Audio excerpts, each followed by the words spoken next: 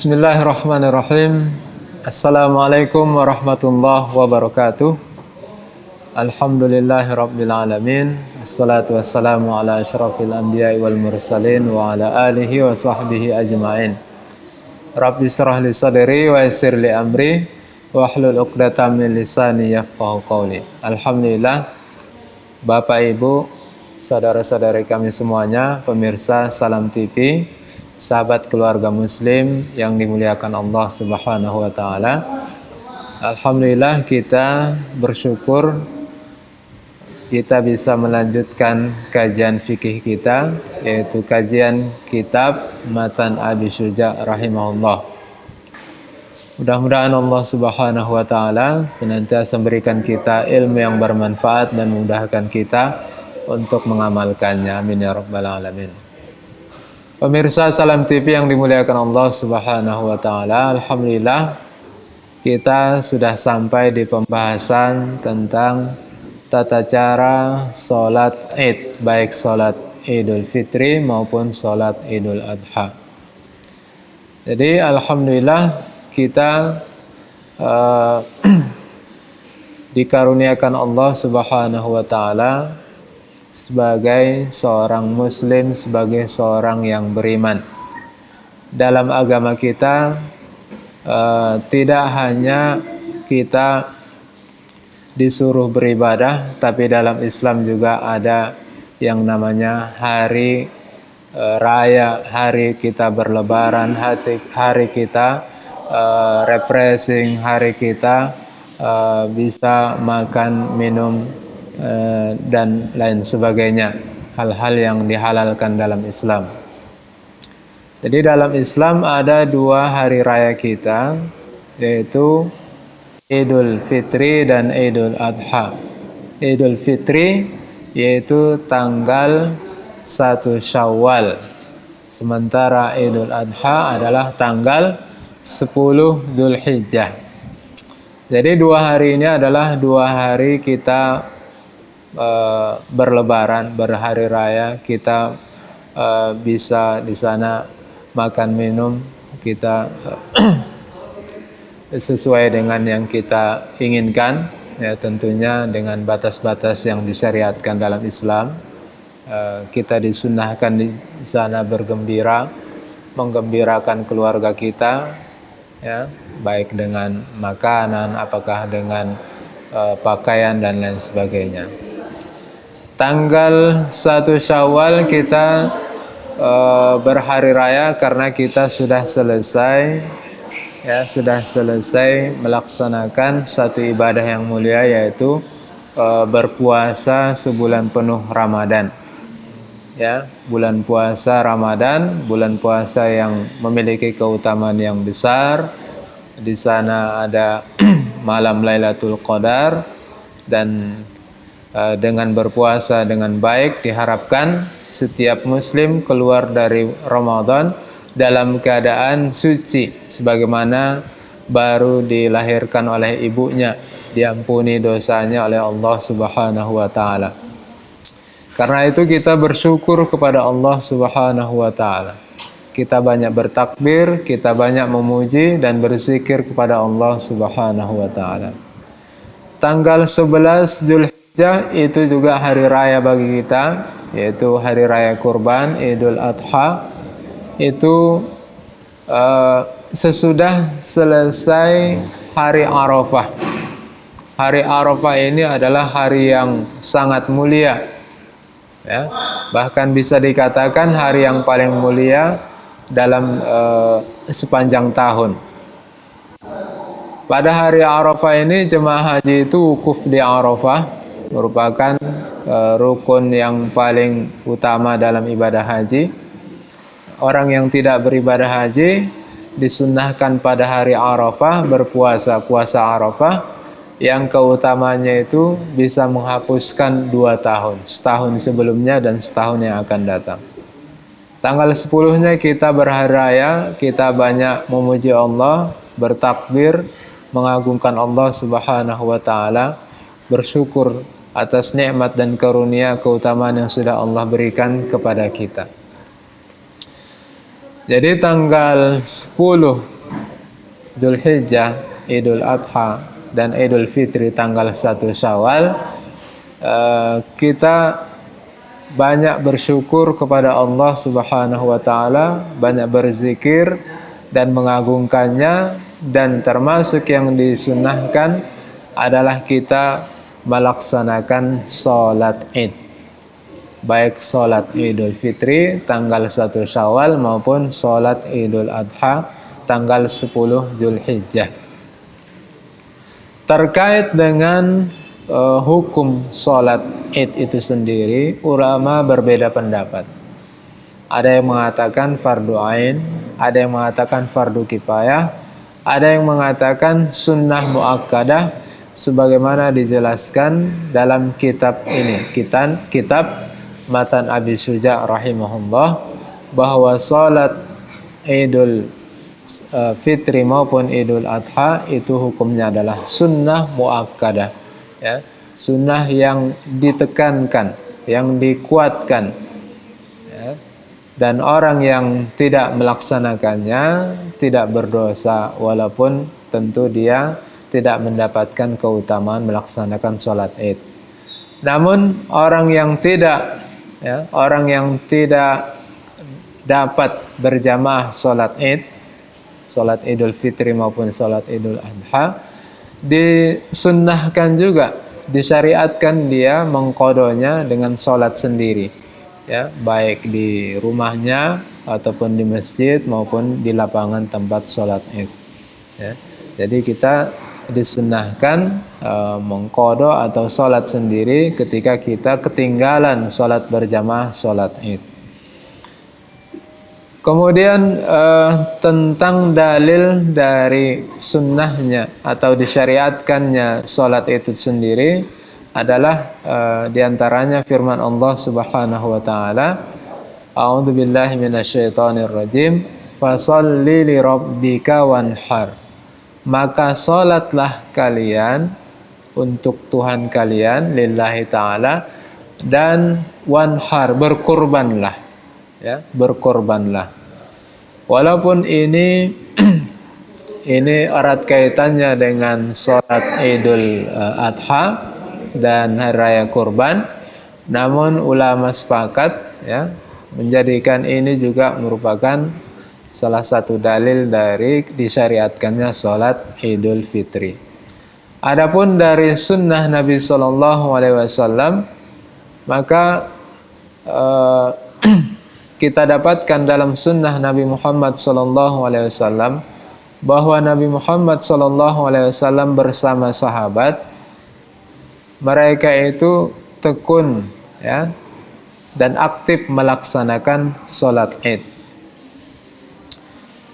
Dan disebutkan dalam hadis dari Ummu Atiyah radhiyallahu anha, beliau mengatakan, amarana Rasulullah sallallahu alaihi wasallam an nakhruj, ya.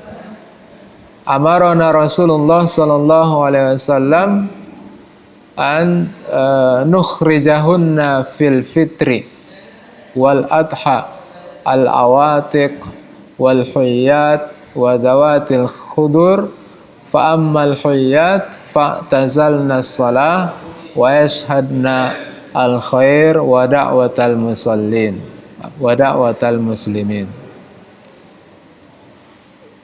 Sahabiyah Ummu Atiyah radhiyallahu anha mengatakan bahwa Rasulullah sallallahu alaihi wasallam memerintahkan kami, ya, memerintahkan kami untuk keluar ke lapangan, ya, untuk salat Id, ya, baik itu salat Idul Fitri maupun Idul Adha, termasuk para wanita yang haid dan wanita-wanita yang dalam pingitan. Adapun wanita yang haid, maka mereka itu tidak ikut sholat, namun hadir, ya, hadir di musola. Musola di masa itu maksudnya adalah lapangan tempat melaksanakan sholat Id, ya. Jadi kaum wanita juga dianjurkan untuk menghadiri, memeriahkan pelaksanaan sholat Id, karena itu adalah hari hari raya bagi umat Islam. Dan wanita-wanita itu, ya, walaupun mereka terutama yang haid tidak ikut sholat, tapi mereka yashhadnal khair, mereka bisa menyimak, ya, menyimak kebaikan, melihat kebaikan dan menyimak khutbah dari khatib, dan bisa mendapatkan doa dari kaum muslimin. Kemudian Ummu Atiyah bertanya kepada Rasulullah sallallahu alaihi wasallam, "Ya Rasulullah, bagaimana kalau di antara kami tidak punya jilbab, ya, tidak punya pakaian yang menutup auratnya?" Maka Rasulullah sallallahu alaihi wasallam menjawab, "Litalbasaha ukhtuha." Hendaklah saudarinya, ya, memakaikannya pakaian, ya, jilbab, ya, pakaian yang bisa menutup auratnya. Artinya kalau ada yang tidak punya pakaian menutup aurat, hendaklah saudarinya membantunya untuk mencarikannya pakaian yang bisa menutup auratnya. Hadis itu hadis sahih yang diriwayatkan oleh Imam Bukhari dan Imam Muslim. Adapun terkait waktunya, ya, itu adalah semenjak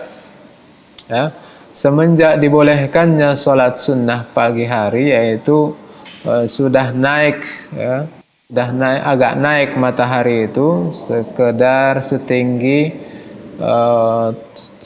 tombak, ya, kalau didirikan kita lihat, jadi sejajar dengan mata kita, lurus sekitar kurang lebih 1,5 jam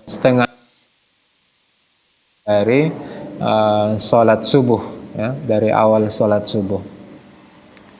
Kemudian tentang jumlah rakaatnya, beliau mengatakan, Syekh Abu Syuja' rahimahullah, wahia rakaatani.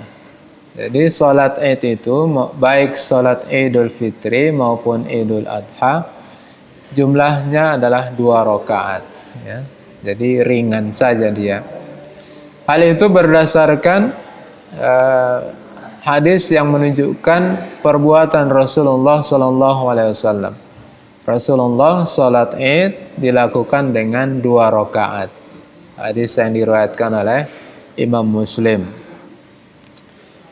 Dan salat Id itu dilakukan sebelum, ya, salat Id itu dilakukan sebelum khutbah, ya. Jadi berbeda dengan salat Jumat.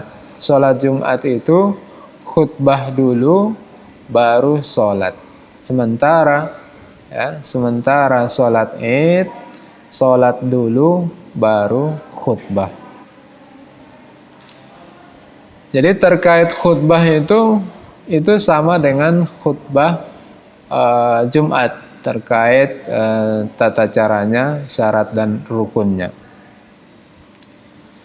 Hal itu berdasarkan sebuah hadis yang diterima dari Abdullah bin Umar radhiyallahu anhuma, kana Rasulullah sallallahu alaihi wasallam wa Abu Bakar wa Umar radhiyallahu anhum yusalluna al-idain qabla al-khutbah, bahwa mereka, Nabi Muhammad sallallahu alaihi wasallam di masa Nabi dan di masa Abu Bakar menjadi khalifah dan di masa kepemimpinan Umar bin Khattab, bahwa mereka itu salat Id itu sebelum khutbah.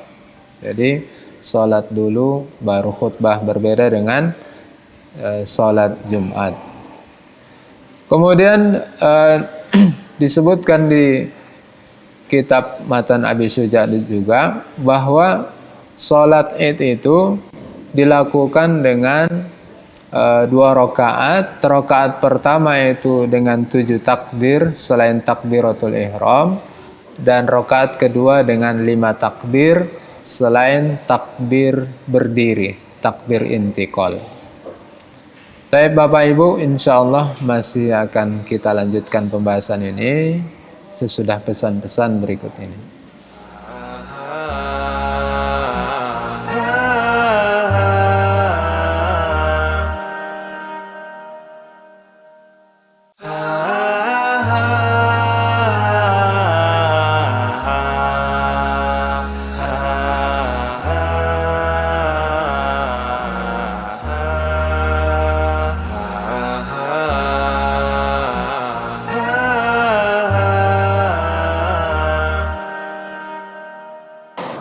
Baik, alhamdulillah kita lanjutkan Bapak Ibu pemirsa Salam TV, sahabat keluarga muslim yang dimuliakan Allah Subhanahu wa taala.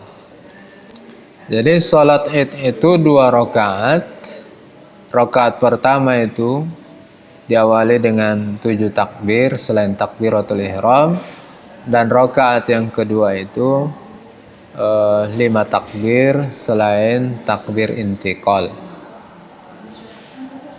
Adapun terkait bacaan, ya, apa yang dibaca antara takbir-takbir itu tidak didapatkan hadis yang sahih dari Rasulullah Sallallahu Alaihi Wasallam.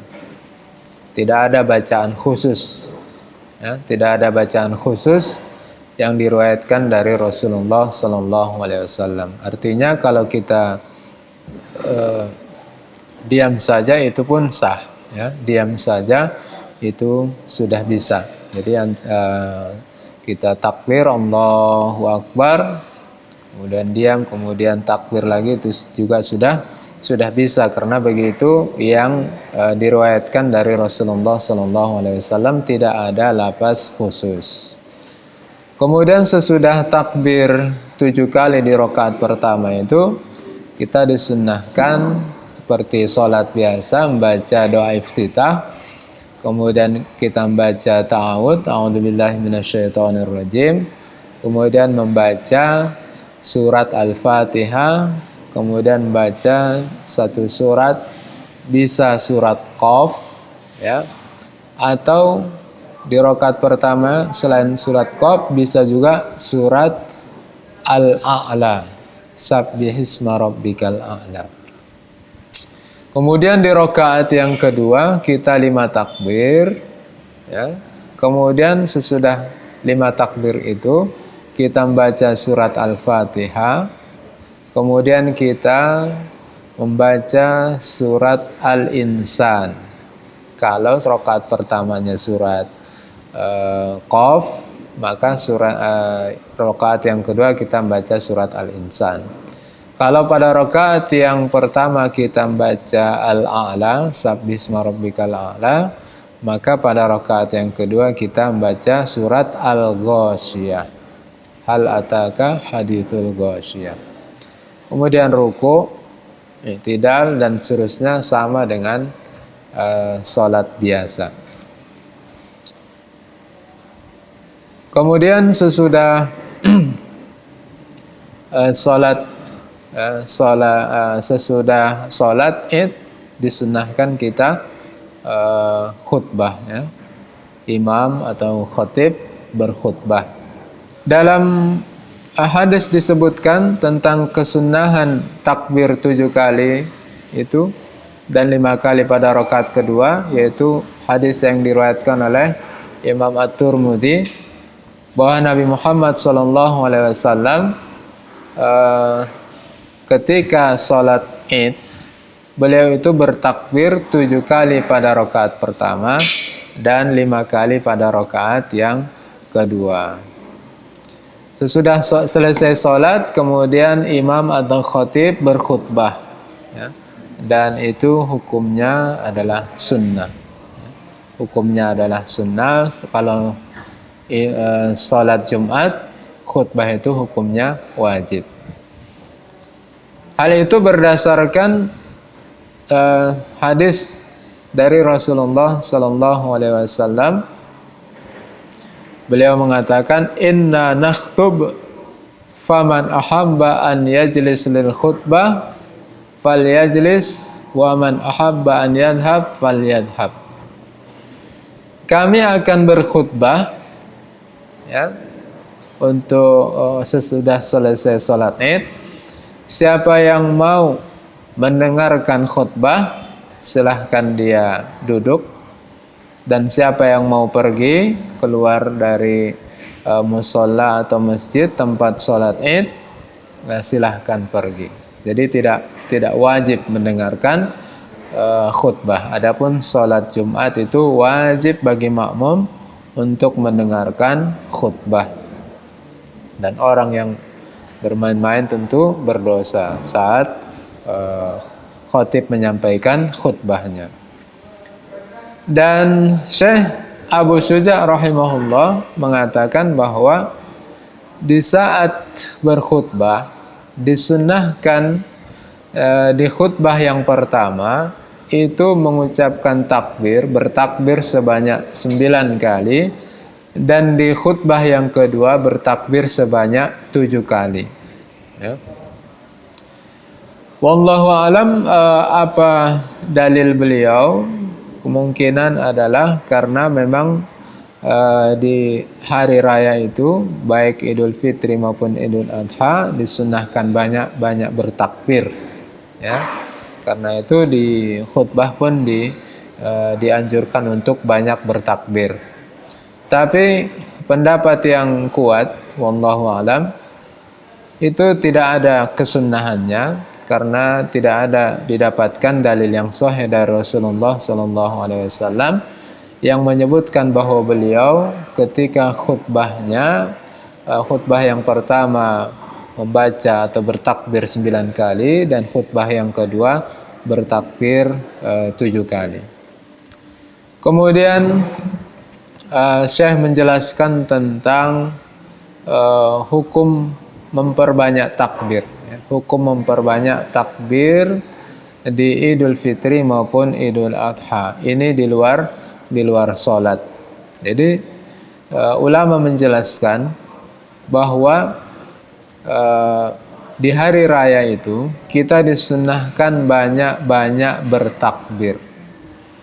Dan ada 2 jenis takbir.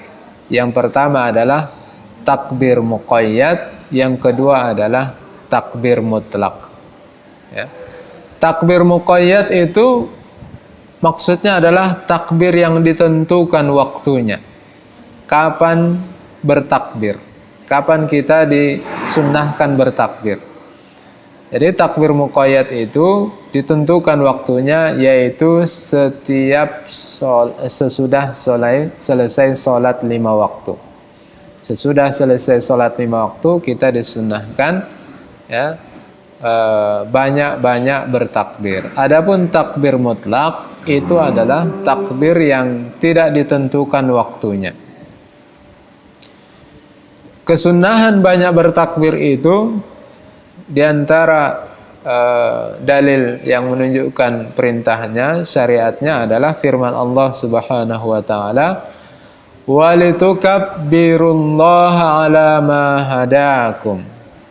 Dan hendaklah kalian banyak mengagungkan, bertakbir kepada Allah, ya, mengagungkan Allah Subhanahu wa taala atas apa yang sudah kalian diberikan petunjuk atasnya.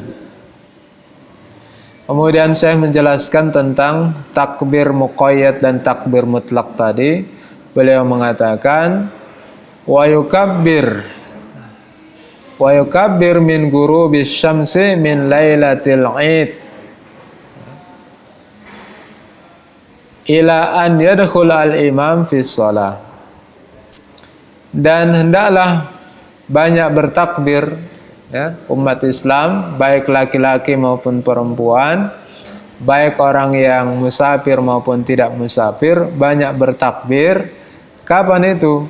Yaitu min ghurubis syams, sejak terbenamnya matahari pada malam Id, pada malam hari raya, ya. Jadi semenjak diumumkan oleh pemerintah bahwa besok, ya, bahwa besok itu adalah lebaran, maka sesudah maghrib itu dianjurkan banyak bertakbir, baik itu malam Idul Fitri maupun malam Idul Adha. Itu namanya takbir mutlak.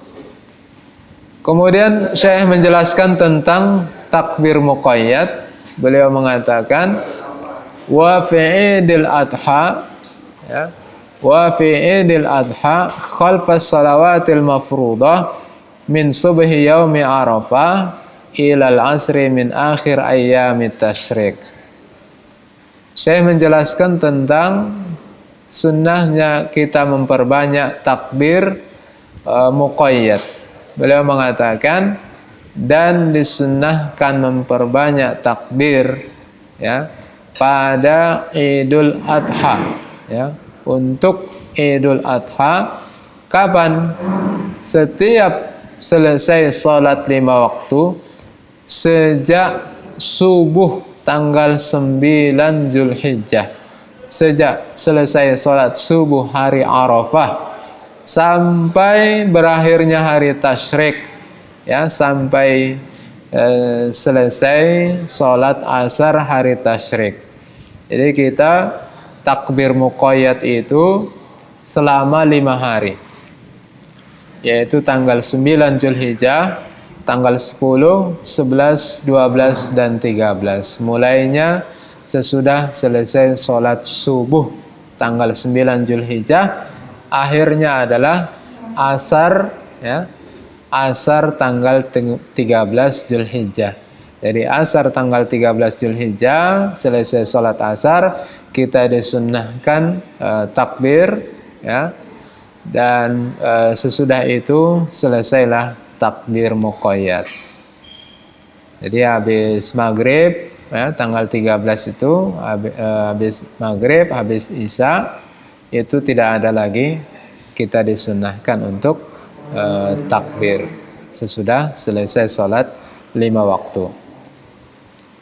Hal itu berdasarkan hadis Rasulullah sallallahu alaihi wasallam yang mengatakan ayyamu tasyrik ayyamu aklin wa syurbin wa dzikrillah. Hari tasyrik adalah hari makan dan minum, dan hari kita banyak berzikir kepada Allah Subhanahu wa ta'ala. Jadi terkait bacaan takbir itu, lafaznya secara sharih tidak ada dari Rasulullah sallallahu alaihi wasallam. Cuma ada diriwayatkan dari sahabat Nabi Muhammad sallallahu alaihi wasallam. Di antaranya adalah yang lafaznya Allahu Akbar, Allahu Akbar, La ilaha illallah, Wallahu Akbar, Allahu Akbar, Walillahil hamd. Jadi takbirnya Allahu Akbar, Allahu Akbarnya 2 kali.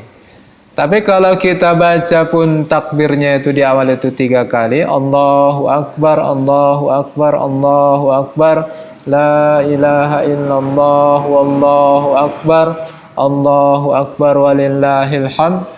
Kita baca takbirnya itu 3 kali di awal, itu juga tidak masalah, ya, tidak apa-apa, ya, sebagaimana yang dijelaskan oleh Syekh bin Baz rahimahullahu ta'ala.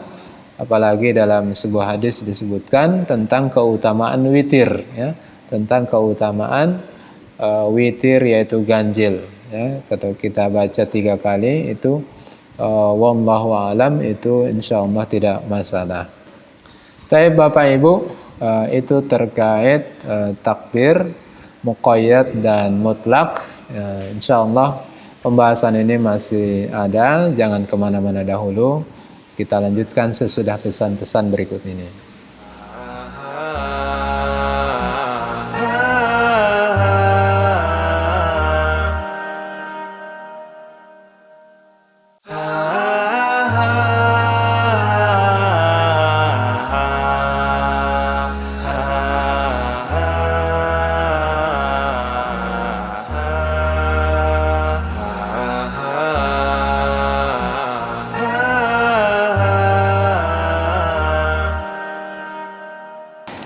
Alhamdulillah Bapak Ibu, kita lanjutkan kajian kita.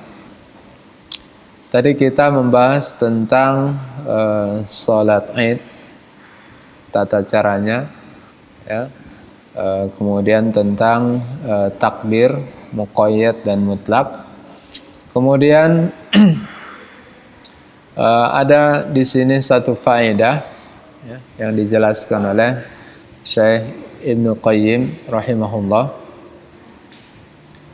bahwa kita dibolehkan pada hari raya itu untuk saling memberikan ucapan selamat, tahniah, ya, dibolehkan, tidak masalah kita mengucapkan kullu amin wa antum bi khair, taqabbalallahu minna wa minkum. Kita mengucapkan kata-kata selamat, ya, selamat ya, atas kita sudah selesai ya, berpuasa 1 bulan penuh, ya, kita selesai berpuasa pada tanggal 9 Zulhijjah, ya, dan kita berikan ucapan atas segala karunia, ya, dan keutamaan yang Allah berikan kepada kita umat Islam. Cuma di negeri kita, ya, karena di negeri kita itu bercampur, ya, bercampur manusianya, tidak hanya umat Islam saja yang ada juga umat yang lain di luar Islam, ada Nasara, ada Hindu dan lain-lain. Dalam agama kita tidak dibolehkan kita untuk mengucapkan kata-kata selamat, mengucapkan kata-kata selamat dengan berbagai macam modelnya, dengan berbagai macam bentuknya kepada umat di luar Islam pada hari raya mereka. Umat Nasara misalnya, hari raya mereka salah satunya Natal, ya. Natal itu sama dengan hari lahirnya Yesus Kristus menurut mereka, ya. Jadi tanggal 25 Desember yang diperingati oleh kaum Nasara itu adalah merupakan hari lahirnya Yesus Kristus yang menurut mereka adalah anak Tuhan. Sementara kita dalam Islam meyakini Allah itu Esa. Qul huwallahu ahad. Katakanlah Allah itu Esa. Lam yalid wa lam yulad. Allah itu tidak beranak, lam yalid wa lam yulad, dan tidak diperanakkan. Ya.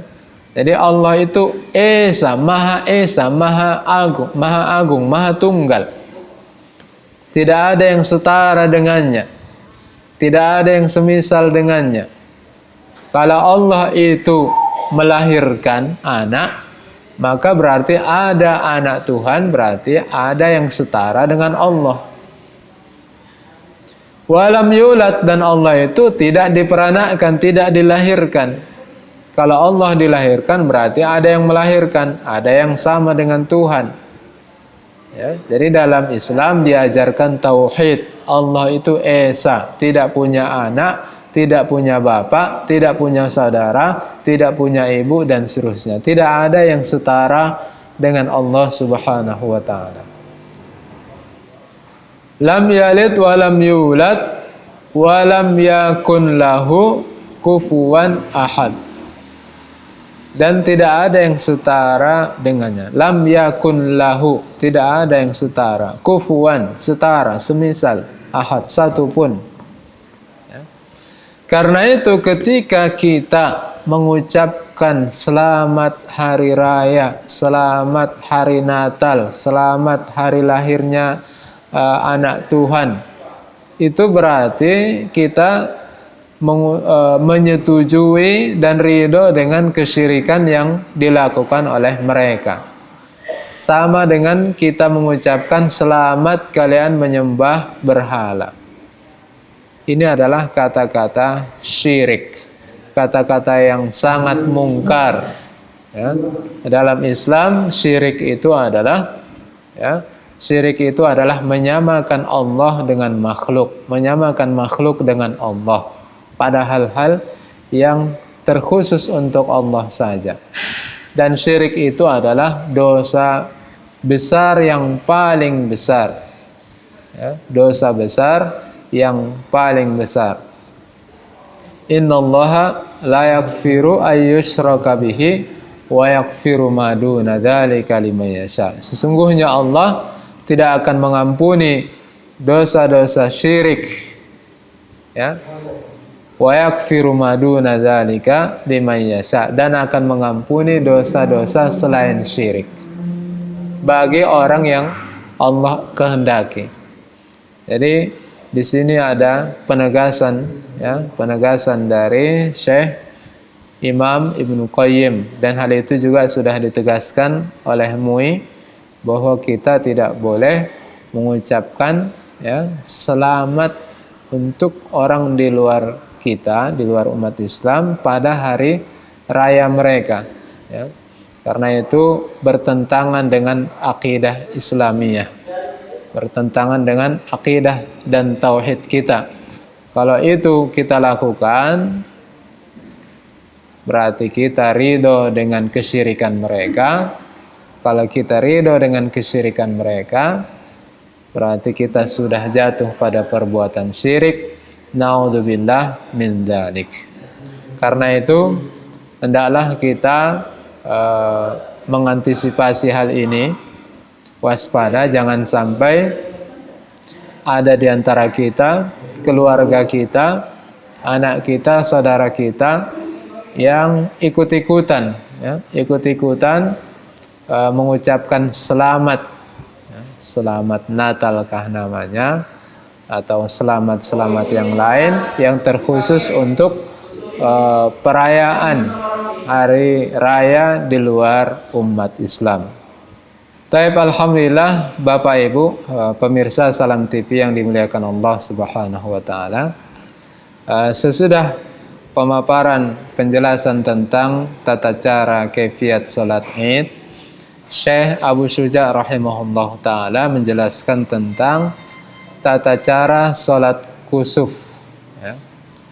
Salat kusuf itu sendiri ada dua, yaitu salat karena gerhana matahari dan salat karena gerhana bulan.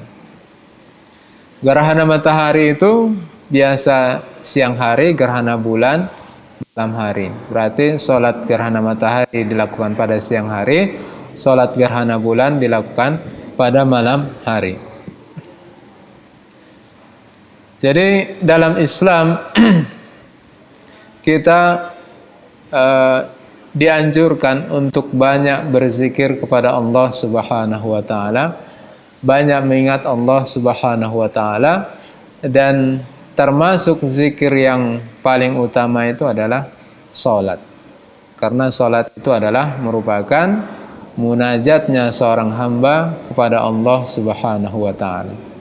Dan hal ini dia tegaskan, dianjurkan oleh Rasulullah sallallahu alaihi wasallam dalam sebuah hadisnya yang mengatakan inna syamsa wal qamar la yaksifani li mauti ahadin wala li hayatihi walakinnahuma min ayatillah yukhawwifullahu bihima ibadah fa idza ra'aitum kusufan fadhkurullaha hatta yanjaliya.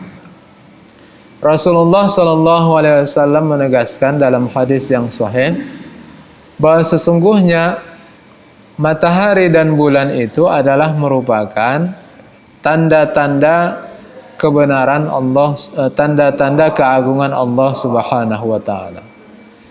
Matahari dan bulan tidak terjadi gerhana matahari ataupun gerhana bulan. Itu tidak terjadi karena disebabkan oleh wafatnya seseorang atau karena ada yang meninggal, ada yang wafat.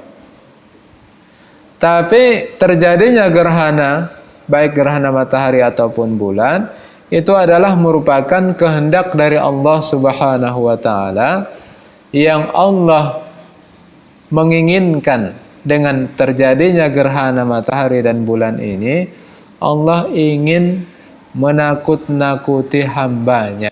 Allah ingin hambanya, umat para manusia ini, ya, takut kepada Allah Subhanahu wa taala. Sadar diri bahwa manusia itu maha lemah. Yang maha agung adalah Allah Subhanahu wa taala. Karena kenapa? Karena merupakan salah satu kejadian pada hari kiamat itu adalah bertemunya matahari dan bulan, ya, tabrakan antara matahari dan bulan, keadaan kacau balau, sehingga dengan kita melihat seolah-olah matahari bertemu dengan bulan, diharapkan kita ingat dengan kejadian kiamat kelak. Diharapkan kita takut, jangan sampai kita malah kita santai-santai, kita bercanda-canda, berfoto-foto ria saat terjadi gerhana. Justru yang dianjurkan dan diperintahkan oleh Rasulullah adalah fa idza ra'aitum, kalau kalian melihat gerhana, baik gerhana matahari ataupun gerhana bulan, maka hendaklah kalian banyak-banyak berzikir, hendaklah kalian sholat sampai gerhana matahari itu, gerhana bulan itu hilang, kembali seperti biasa. Ya. Jadi ini Bapak Ibu, jadi hikmahnya terjadi gerhana matahari itu apa, dan apa yang diperintahkan kita melakukan. Inilah perbedaan umat Islam dengan selain umat Islam. Umat Islam itu adalah umat yang dicintai oleh Allah Subhanahu wa taala. Syariat Islam turun dari Allah Subhanahu wa taala. Supaya manusia itu jangan sampai lupa kepada Rabb-nya, jangan sampai lupa kepada Tuhannya. Ya, karena itu terjadilah gerhana. Dengan demikian manusia tetap ingat kepada Tuhannya dengan mereka banyak berzikir dan melakukan sholat gerhana. Baik Bapak Ibu, insyaallah pembahasan ini akan kita lanjutkan pada episode selanjutnya. Tetaplah bersama Salam TV. Mudah-mudahan Allah memberkahi kita semuanya. Amin ya rabbal alamin. Demikian wassalamualaikum warahmatullahi wabarakatuh.